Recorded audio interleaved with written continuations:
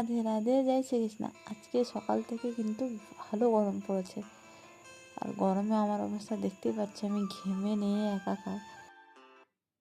আজ আমি রান্নায় একদম অন্যরকম কিছু ট্রাই করছি প্রথমবার।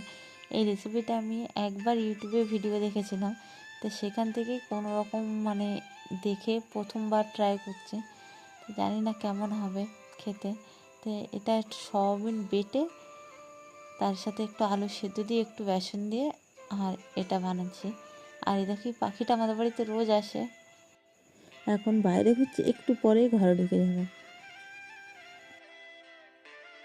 আর ও কিন্তু সবসময় একা আসে না, ও মাঝে মধ্যে কিন্তু ওর সঙ্গী সাথীও ডেকে নিয়ে আসে। মাঝে মধ্যে না ঘরের মধ্যে দেখি 4-5টে পাখি একসঙ্গে ঢুকে থাকে। আর আর কৃষ্ণা বাবা শুধু বলে ওরা কেন আসে আমাদের বাড়িতে, তা আমাকে বলো তুমি কি ওদেরকে খেতে দাও। তা আমি কোনো সময় ওদেরকে খেতে দেই না, তবু দেখি ওরা আসে। আর বিশেষ করে বাড়িতে যখন গাছপালা থাকে না, তখন পাখিরা দেখি আসে।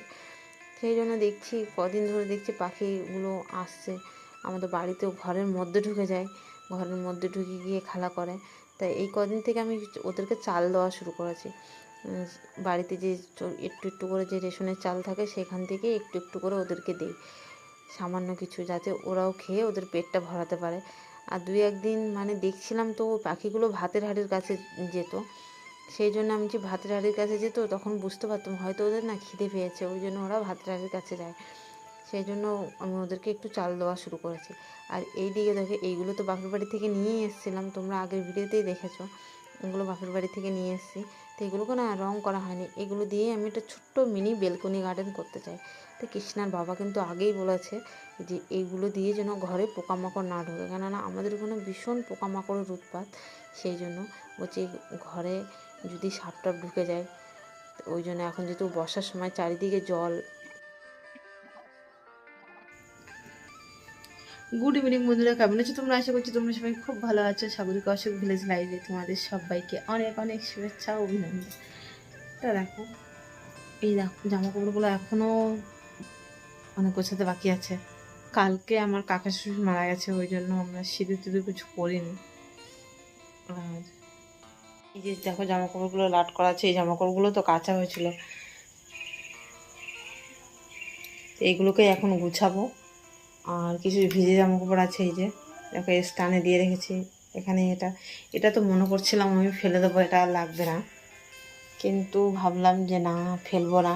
বর্ষার সময় ছোট ছোট জিনিসপত্রগুলো শোকাতে অনেক সুবিধা হবে, পাখার তলায় দিয়ে রাখলে না অনেকটা সুবিধা হবে জামা কাপড় শোকানো।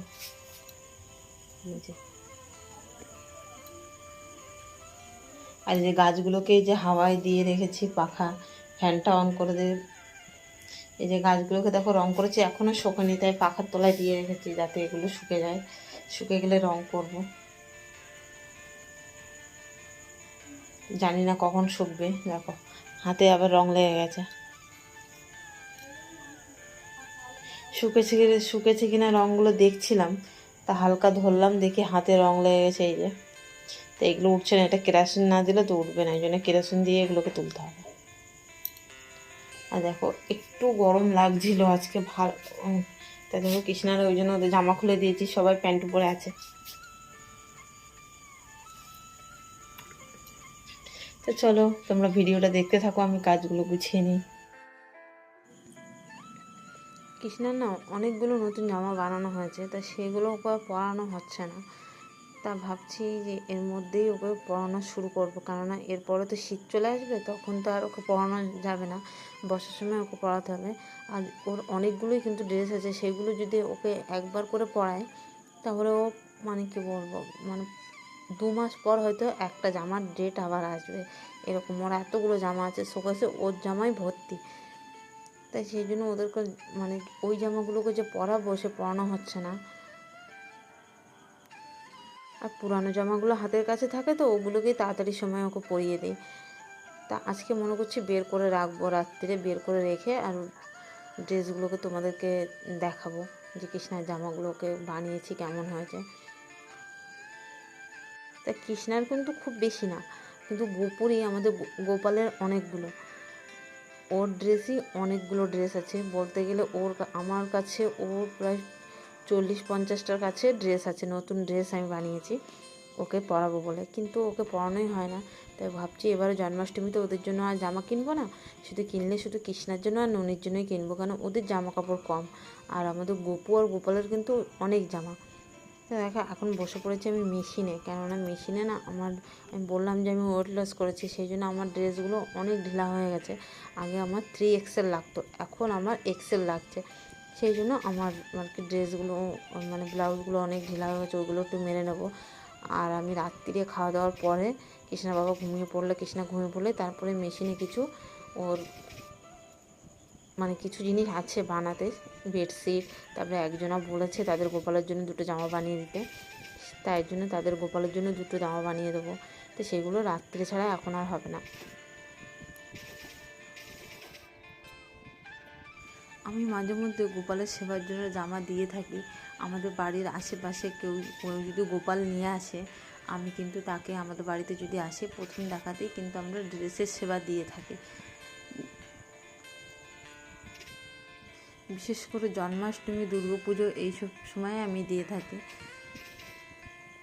তো এবারে জন্মাষ্টমীতে ড্রেসের সেবা আমি দিতে পারবো না, কেননা আমার সে সামর্থ্য নেই যে জন্মাষ্টমী, কারণ জন্মাষ্টমীতে স্পেশাল ড্রেস দেওয়া হতো, সেই হিসেবে আমি পারবো না। কেননা জন্মাষ্টমীতে বুঝতেই পারছো বছরে একটা দিন একটা সুন্দর ড্রেস দিতে, তো সেই জন্য এবারে আর দিতে পারবো না। এবারে ভাবছি বাসির সেবা দেবো, কেননা আমার কাছে বাসি আছে, বাসিটা রেডি করেই আমি তাদের সেবা দেবো। তো বন্ধুরা এখন হয়েছে অনেক রাত, আর ভিডিও বলতে গেলে ভিডিওটা শেষ করছি ঘুম থেকে উঠে এরকম। তো দেখো এই কাজ করতে করতে ফেলে রেখেছিলাম, কি অবস্থা, এসব না ঠিক করেই ঘুমিয়ে পড়বো এখন। তো বন্ধুরা ভিডিওটা কেমন হচ্ছে অবশ্যই তোমরা জানিও, আর ভিডিওটা ভালো লাগলে অবশ্যই লাইক কমেন্ট শেয়ার করবে, আমার চ্যানেলটিকে সাবস্ক্রাইব করবে, আমার পাশে থাকবে। আর ভিডিওটা আজকে এখানেই শেষ করছি, আর শুভরাত্রি তোমাদের সবাইকে।